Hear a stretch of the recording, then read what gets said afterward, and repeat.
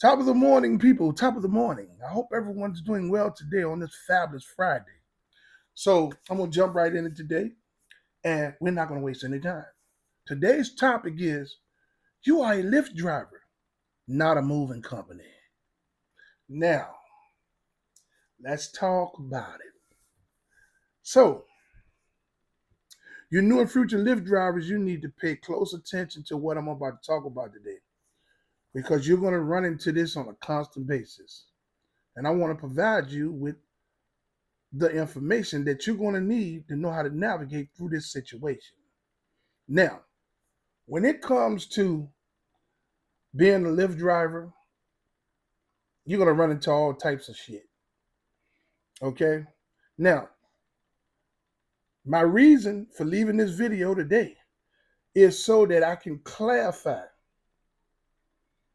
what you should and should not do as a driver. Okay?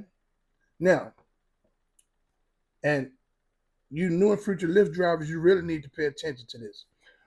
Okay, there's going to be times throughout the week that you're going to accept a trip, and it's going to take you to Walmart. Once you get to Walmart and you locate the individual that you're supposed to pick up,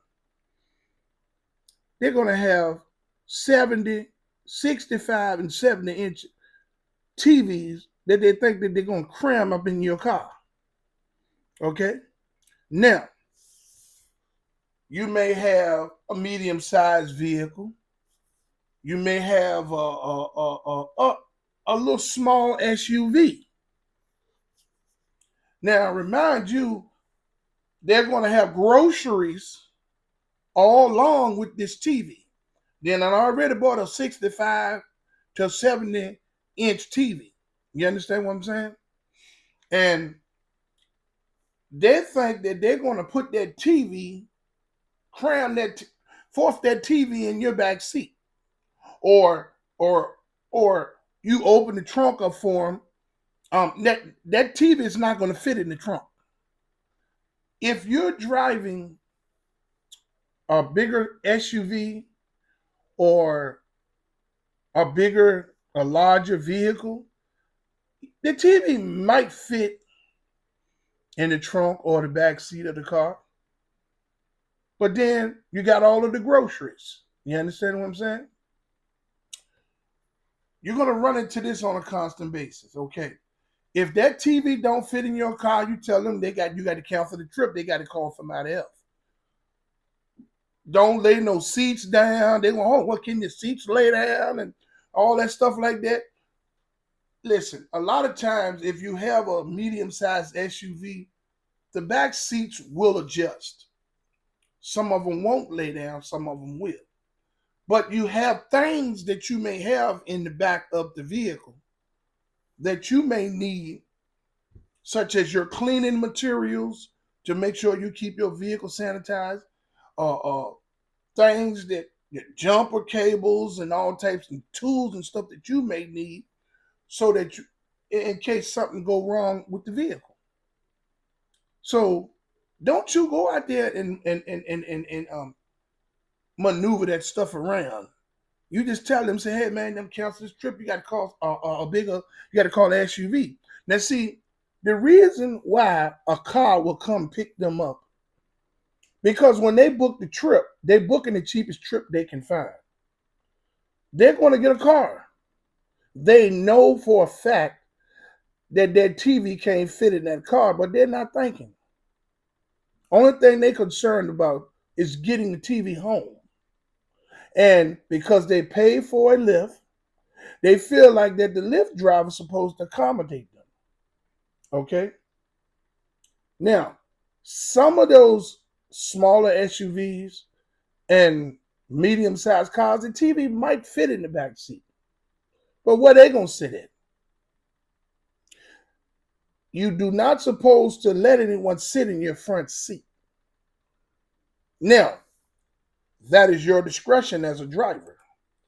But you don't suppose to allow anyone to sit in your front seat. That's why oftentimes you'll see other Lyft drivers have their seat in the front pushed up and leaned forward because they don't, a lot of Lyft drivers don't allow people to sit in their front seats. Okay? Now, there's also going to be times where you're going to get trips, you're going to accept a ride, and it's going to take you to a storage bin. Or you're going to pick someone up that's going to a storage bin. So let's use this one for an example. Let's say you get a call and they take you to a storage bin. The moment you pull up to that storage bin, there's someone standing right there with probably 15 trash bags or 9 or 10 boxes. And they think that you're going to allow them to cram all those boxes in your car or your little small, medium-sized SUV. Hell no. This is why I say that you are a Lyft driver. You're not a moving company. If these people need to move something, they need to call the proper type of vehicle. Okay? If they need to call a moving company, or they need to get someone with a truck, or they need to get a U-Haul. Okay, and even if they ain't got no driver license, that's not your concern. But you are a Lyft driver. You don't know if them people, you don't know if them bags, clothes, and shit that they got right there got bed bugs and shit on it. So if they cram all them bags up in your car in the back seat and in the trunk of the car, and they got bed bugs and shit on in them bags that then crawled out them bags, get on them seats, when the next passengers get in the car, they're gonna be getting bit by the bed bugs and shit. They're gonna report you. They're gonna say, hey man, I got bed bug bites all on me. And let me tell you something, when you get bed bugs in your shit, you in trouble. Okay? So this is why I tell you all, the moving of the boxes, all these boxes and bags and shit, it's just not right. It's not sanitary because you don't know how clean these people are. And it ain't for you to find out how clean they are. If someone's moving multiple bags and boxes that they got to position inside of your vehicle and the trunk, don't do it. You're not a moving truck. You are a Lyft driver. I don't care if you do got a medium-sized SUV and the back of it is open. Bed bugs walk. And they'll walk from the back to the front. All in the back seat. People be sitting back. The other packers be sitting back. Get someone, damn, something bit me. You understand? You know, them bed bugs will bite the hell out you. And then, you know, light-skinned people and shit, and white people and shit, they get red spots on them. They be like, well, damn, there must be some bed bugs or something back there. And then them people going to take them bed bugs, going to get on their clothes, they're going to take them up into the house. This is why I'm telling you, you new and future Lyft drivers need to understand this. These people that's booking these passengers are going to throw everything that they can at you. And you have to be able to make a decision that benefits you as a Lyft driver and that makes sense business-wise.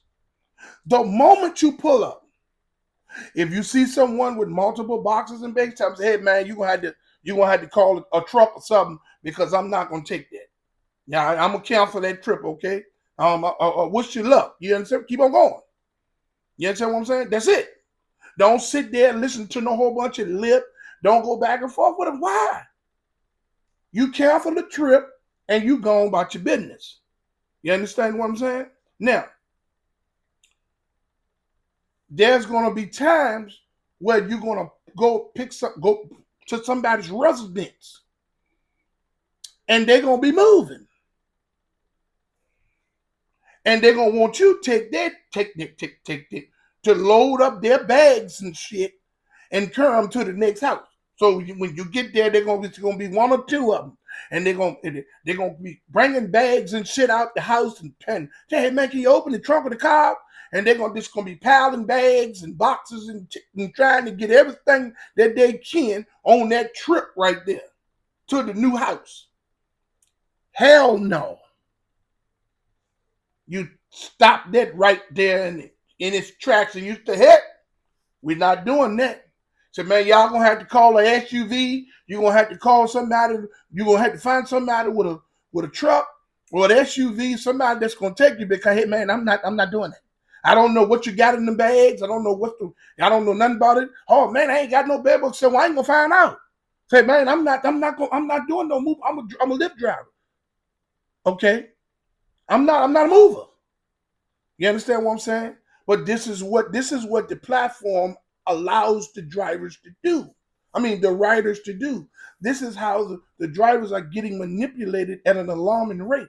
Because when these people book these trips, these people book the cheapest trip that they can. See, when you go into the Lyft, excuse me, good gracious.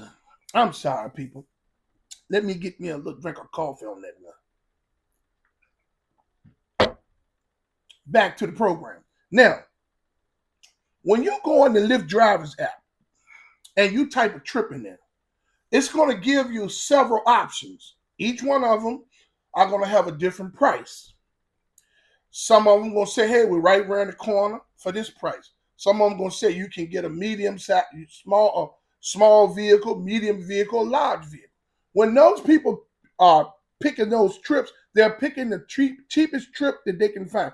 They don't care about how much stuff they got right there because they feel like if they book a trip, you're supposed to do what they say. This means that because they paid $6 to $8 for a trip, they feel a sense of entitlement and that the driver's supposed to do all that they say do.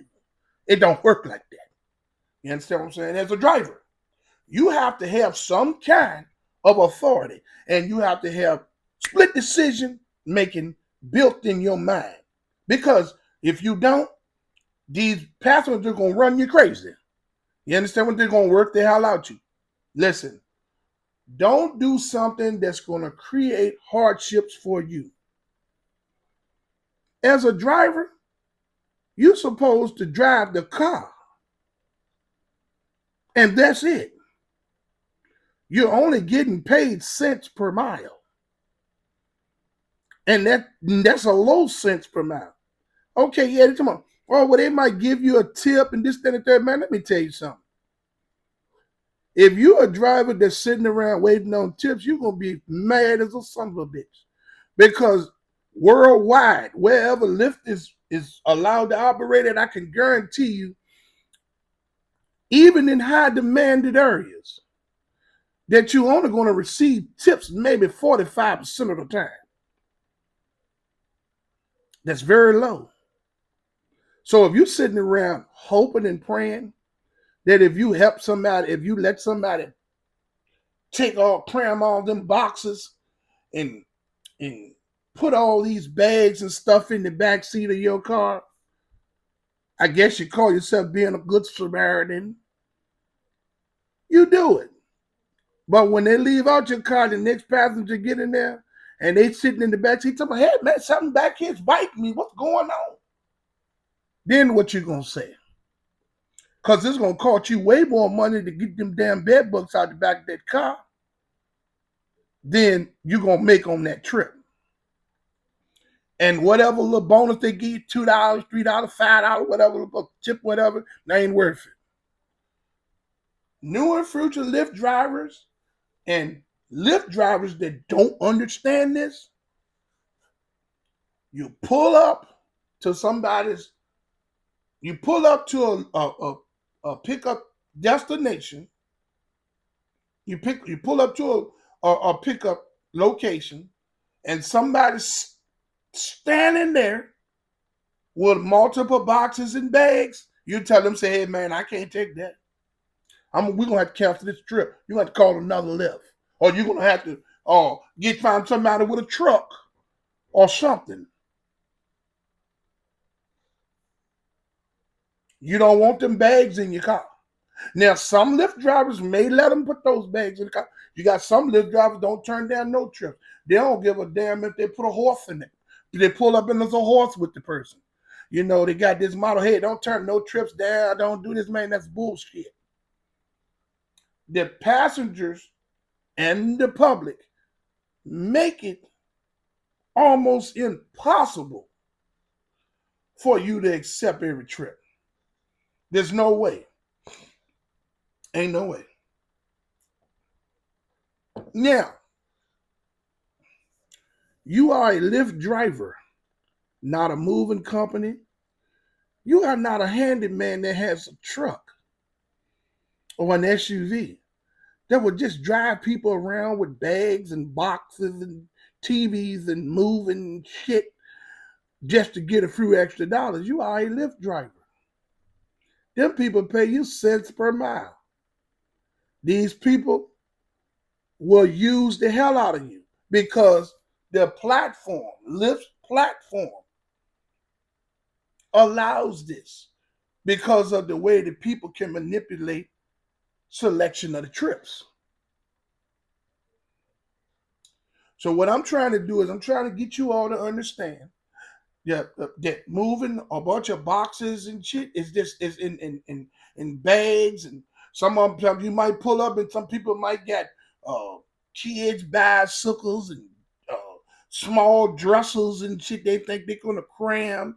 And now when they went in there and booked the trip, they know that they got the cheapest trip. So they're gonna send them a small to medium sized vehicle. They think that you're gonna open your trunk up and hope that you got space back there for them to pile that shit in. Bed bugs come through trunks, crevices, cracks, everything. You understand? Especially these people with these cats and dogs and shit in the house. They got fleas and bed bugs. So you don't know what may be setting up in your car waiting to bite somebody. You understand? Well, no, hell no, it ain't worth it. You already got to go through cleaning the car behind these passengers, dragging all this shit out the car on their feet and sit up in the car. And then you got some of the bitches with these service animals, with some of you all that will accept them service animals in the vehicle. You got to deal with that shit. You out there to make money. You ain't got time to keep on stopping and cleaning no car. What the hell you out there for? And this bullshit with this sympathy and all of that, man, that ain't gonna make you no money. Then people know that they need trucks. Go get a U-Haul. Find somebody to rent it for you. You understand what I'm saying? But a Lyft driver is not a U-Haul. That's it. I just wanted to leave this video today because I wanted you new and future Lyft drivers to understand when you come across this, you will know how to proceed. Okay? Now, I would like to say to everyone out there that I love you and I hope you love me back. Now, the differences in our opinions may cause a little strife, but I hope it don't change the love that we have for one another. If you stop loving me, I'm going to love you anyway. Hey, I would like to say that I fully support the striking and protesting efforts of Lyft and Uber drivers and gig workers from city to city and state to state. I fully commend you all for you all's unselfish approach to fight for change for everyone. Hey, even if we don't get any change, I stand with you 100%. Now,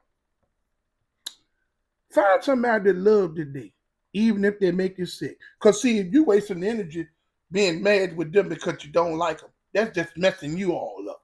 You understand what I'm saying? Even if they make you sick, find a way to love them. It'll make things better for you. To all of those who haven't subscribed to my channel, I would like to ask you to like, subscribe, and hit the notification bell so you can stay in the loop for my latest videos and my live when I begin to go live again. Now, until my next video, let's get this bread, baby.